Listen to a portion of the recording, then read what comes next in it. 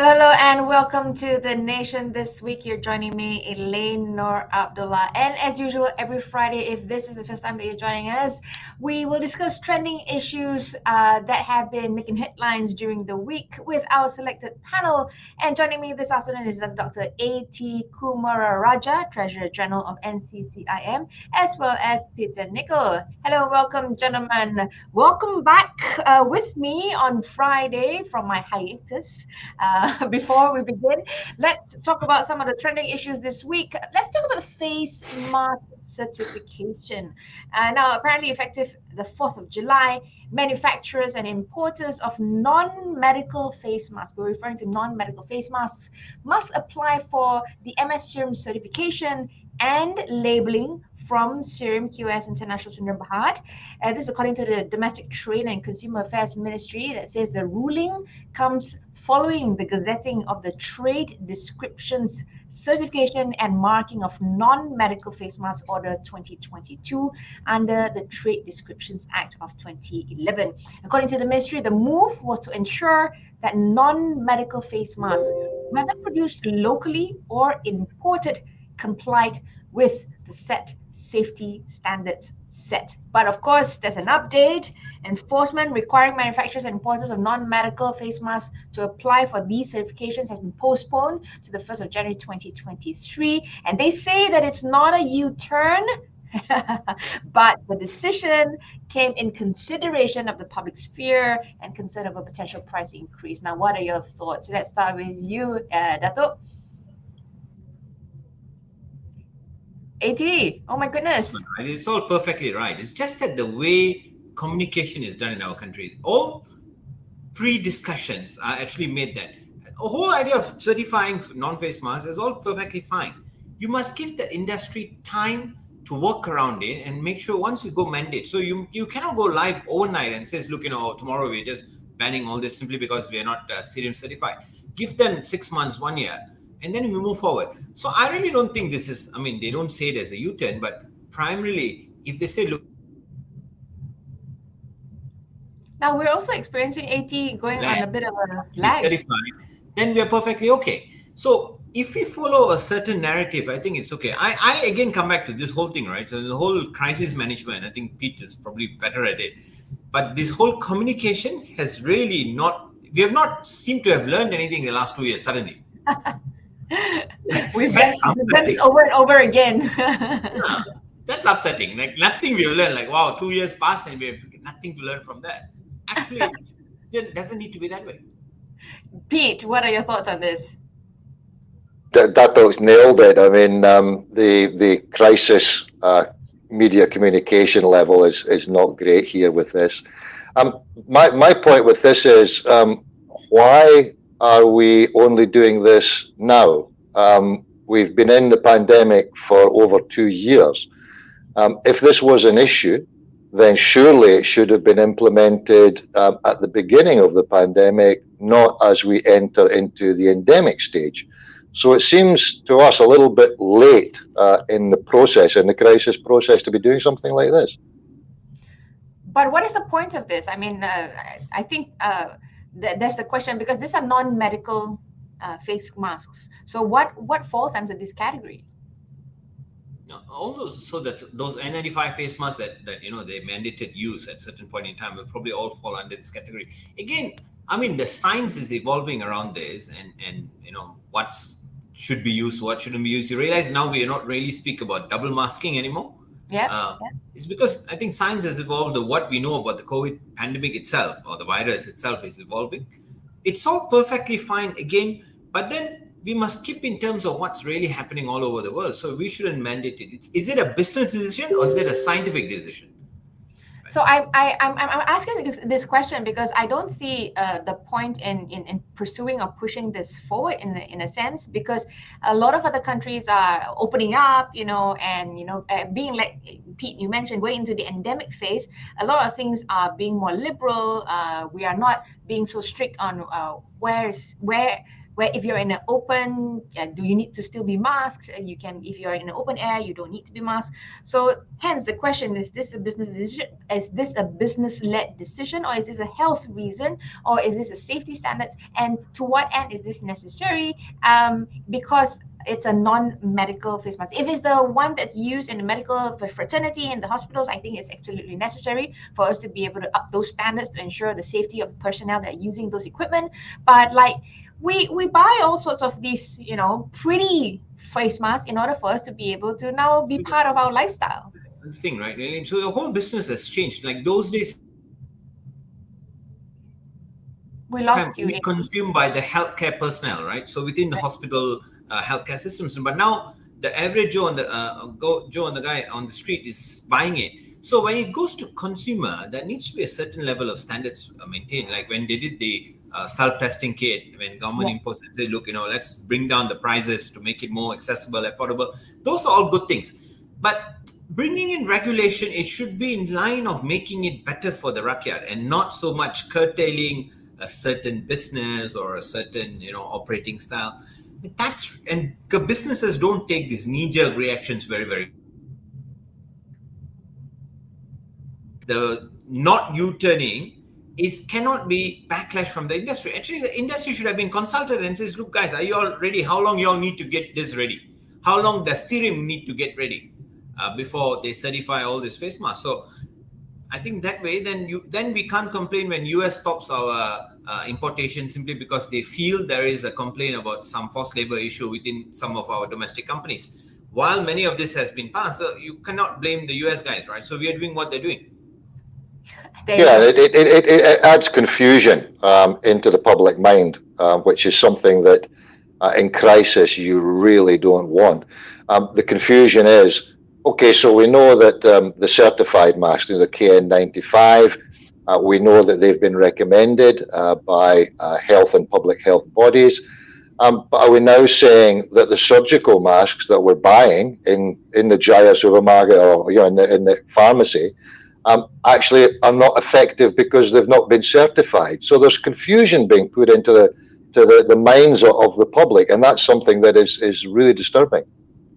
Because at the end of the day, there has been in the past comments about whether or not, as long as there's some kind of covering over your face, it's better than not having something at all. You know, a lot of us also buy aesthetic masks over our surgical face masks as well. So do people stop buying that? Does that mean that they need to be regulated too? Do they have to now apply for these CIRIM quality things in order for them to sell those things as well? So I guess, like you said, Pete, there's a lot of confusion. I think we look to more information in order for us to be able to continue living with COVID and living this in an endemic situation, but make all our lives a little bit more transparent and clearer. Yeah. So having said that, borders have reopened 1st of April. We've seen a lot of the stories about some sort of backlog at airports for travelers coming back in. I just recently came back from my travels. I've got a beautiful tan from my travels. I think you're waiting to say that, right? So you Of course. Right? Why get a tan and not be able to talk all about it and experience and share the experience with you guys? But having said that, it was a surreal experience for me because a lot of people have been waiting for a long time to be able to travel freely, and I was very fortunate to come back at a time when most of the restrictions have been done away with, and being allowed to sort of have some kind of normalcy in terms of traveling. So the only thing that I had to do to ensure that I was safe, which I think was facilitated by this new SOPs, was that the only thing that I had to do before I come back was to take a PCR test within 48 hours of my departure, of my flight from wherever country that I was coming back from. And upon arrival, within 24 hours of my flight touching down, to go to any certified clinic to get my RTK test done. So if I didn't want to, do it at the airport, it was fine. So that lessens any congestion, that any kind of wait time before you can leave for home. So especially for Malaysians, you come home, you want to go back, and then you're done. And then the next day, within 24 hours, you go to a clinic, get the test done, and it's all done. So it was fantastic. Traveling, I think, is being facilitated, and I think a lot of people are looking forward to being able to travel. Have you guys heard of any comments with regards to the backlash of borders reopening? Pete, what are your thoughts on the border reopening and the laxing of these kind of measures and having more tourists come back to our shores? Yeah, we're not hearing any backlash at all. In fact, what we're hearing is it's all very favorable, that people think that the SOPs are very easy. They're simplified, which they are, and people can react to that accordingly. They know exactly what they have to do and where and when they have to do that. So yeah, it's actually helping that open up. The issue I think that we still have is about the recognition of vaccine passports. What digital certification is accepted for those who are coming back, or I think foreigners? Yeah, those who are coming back. Right. AT, you were saying something. Yeah, so I think, and just catch on what Pete said just now, right? So I think that our mutual certification rate, recognition in EU is one step forward. And I think many countries will start looking at all this in terms of vaccinations. We are already considering a fourth dose. And I think many countries have already starting to move along those lines. So as long as we have a harmonized WHO driven, data-driven decision, I think we are home. And like having that one SOP with 10 things, I think that's still the current SOP in place, right? So that's really made things very easy for many of us. Like you don't have to find out where it is, just one single SOP, you're just fulfilling 10 things and we are home. I think that communication helped. The simplification of things. Everybody knows KISS, keep it simple. Correct. Right? Yeah. So at the end of the day, when it's simple, it's easy for people to follow. It's easy for people to remember. It's easy for us to maintain and create sort of a safer environment for everyone.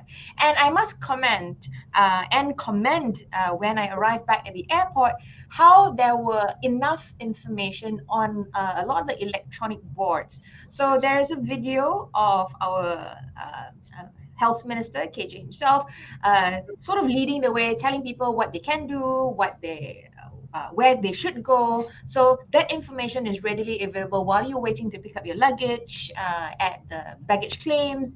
And it's very direct information. And the simplification process really makes it easy for everyone to be able to toe the line at that point of time. Yes. So yeah, we lost you for a while, Pete. So, but I was just saying that I think the simplification process really does help a lot of us return back to being able to travel.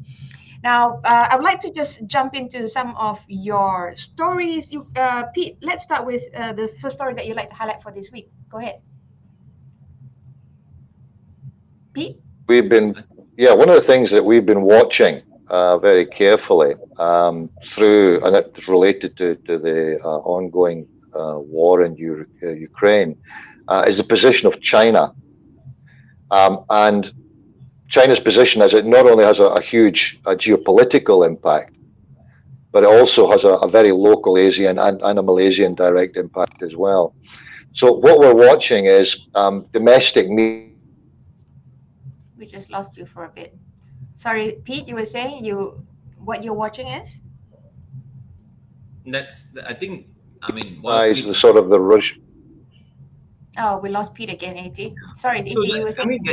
That thing, what's happening in Ukraine and Russia is evolving, right? So I think now they are blaming Russia for war crimes and then says, look, there's video footage. I think that's developed over the last 24 hours. US has actually said, look, Russia has got no place on the UN Security Council, or whether it's like Russia has got no place to sit on all this Human Rights Council simply because of the atrocities that they're making. I mean, these are allegations yet to be proven. I think the international world, one thing, Elane, I mean, this whole war, right? So I remember when Kuwait invasion took place, I was still in school. Right. So we all have read only about World War I, World War II, and then Kuwait invasion was like right smack middle of our face. So it was happening. News was, I think that's when CNN and all became extremely popular. Yep. But then in 2022, this is happening in not some remote part of the world. It's just happening in the eastern bloc of Europe. And really, nothing much has changed. The way the rest of the world reacts to this, the way countries react to it, there's a lot of self-posturing, there's a lot of economic sabotage, there's a lot of circumventing, despite, I think, 5 rounds of all these sanctions against the nation.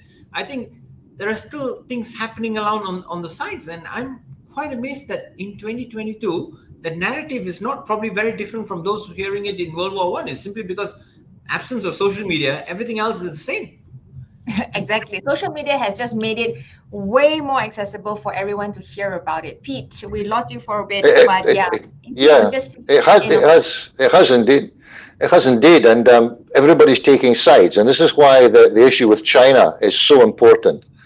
Because China has obviously tried to keep itself neutral in this, but the West is trying to force China into an anti-Russian position.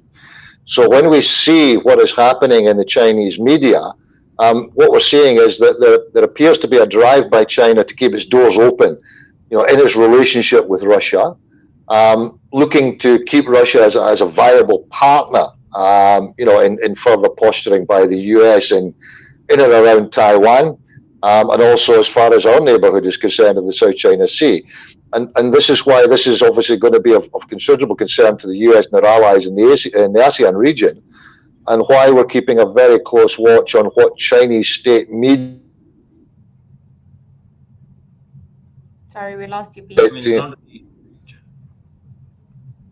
Sorry? It's not only China there. I mean, I think China is the elephant in the room, but then other countries like... I'm losing both AT and Pete along the way.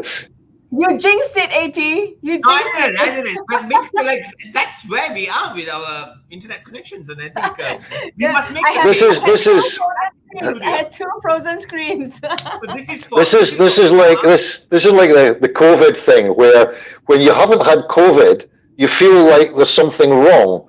So now I feel quite good because it's normally me that hangs all the time, and now that Datuk's also hanging, I feel much better. So this is where Banama, if they're listening, and anybody who's making decisions listening, I think this time that we're back in studio, because you cannot get this done.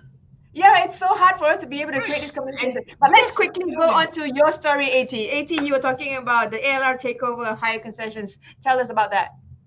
Oh yeah, so that kind of came as a shocker for a while. It happened 4 days ago this week, but it was not sort of a takeover, but it seems to be some sort of a keeping. It's still privatization. So I like that narrative, as much as we're talking about the communications that's really not doing very well with the government on other aspects like healthcare, for example. But I think the whole ALR nationalization story, as far as these 4 highways, the Kasas, the LDP, the Sprint, and the Smart, that 5.48 billion ringgit offer that is made, and the narrative that says, look, the government will save for about 4.8 billion ringgit. It's 2.25 billion ringgit a year. And all this savings will go towards large infrastructure development for the rakyat.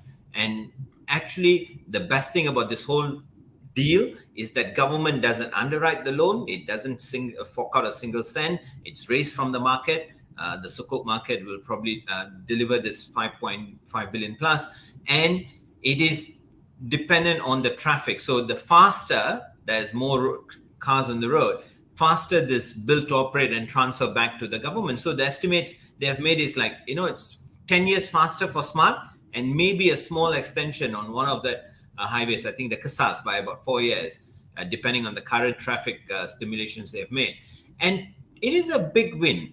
And I must say that, despite all the political uncertainties that are happening and all the maneuvering that's happening around, hoping that the G15 is around the corner, I think it's a big stroke as far as the Prime Minister is concerned. He has done it so casually, and it is a big thing as far as the public is concerned. I mean, there are arguments against it, but I think the average person will probably say, look, that's a good move, simply because you can determine there's not going to be any cost of inflation as far as this cost of living for the next few years, and there's no more argument. So this will set the base for maybe the takeover, the larger highway networks, say the Plus, those under Plus, for example.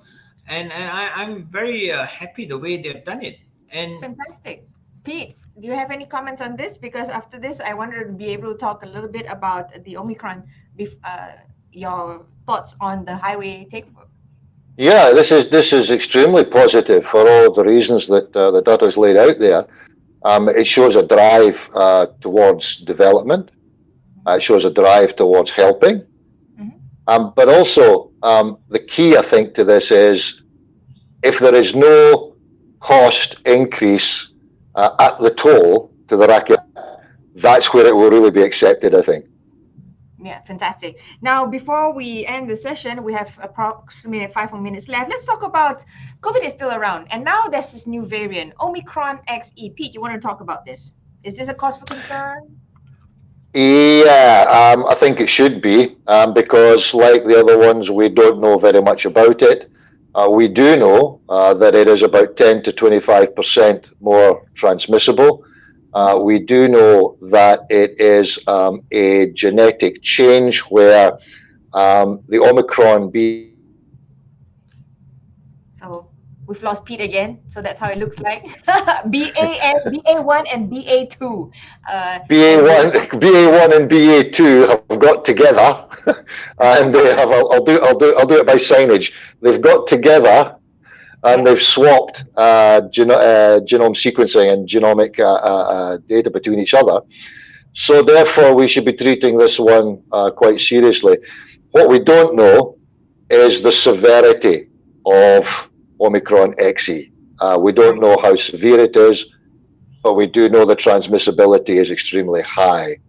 Right. So we've got to start looking again as we transition from government-driven protective health measurements to public self-ownership of your own, health and protective measures.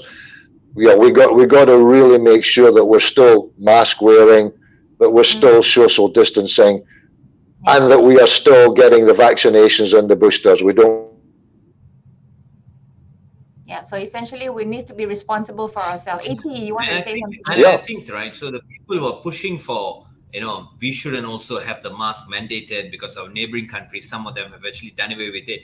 And I think that position is probably not right. Like Pete said, we must be vigilant. And if you follow those simple basic rules of like, look, let's maintain hygiene, let's keep the face mask on for now because the disease is evolving, remain vigilant. If there are symptoms or if you test positive, let's report it within the MySejahtera app and let the government manage it in a very good way. And I think if we keep that vigilance up, all this open borders and the holidays that we are doing or planning to do will all work very well. If it is, we're just going to sit by and let's do it. People will probably be just completely wiped out, not physically saying, but economically, I think we're going to be disastrous because we cannot afford to reverse our positions anymore. So the only thing that I mean, like Pete said, right? So the viruses have got together. I hope the government also gets together to make sure that there's no reversal of policy. So the one way forward and keeping track as far as vigilance, our threshold is very, very high, and we will mitigate any risk as we move forward. I think that position YBKJ has taken, I think Health Ministry and the government of Malaysia, a very good position. I think we should applaud them for it. We don't have to do everything that our neighbors do simply because their dynamics are very, very different. We are considering the fourth dose, and I think it will work pretty well based on data that's coming out. And I think we are good. I think we're on. Yeah, I agree.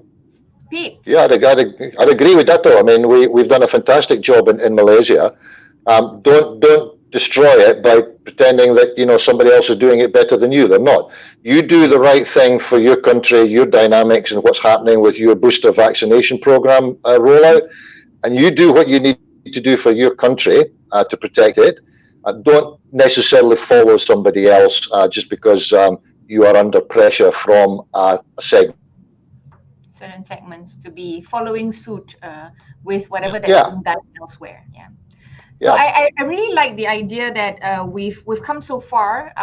We have finally reopened borders. We are getting back on track. And I like what you're saying, AT, about the non-reversal. I think it's high time that we stick to our guns, we follow through, and we manage whatever crises and challenges that come along the way, but without damaging the economy further. And people need to learn how to manage themselves, self-regulate, self-check, be responsible. We keep each other safe, and we will continue to be able to create better things and go on our holidays, guys.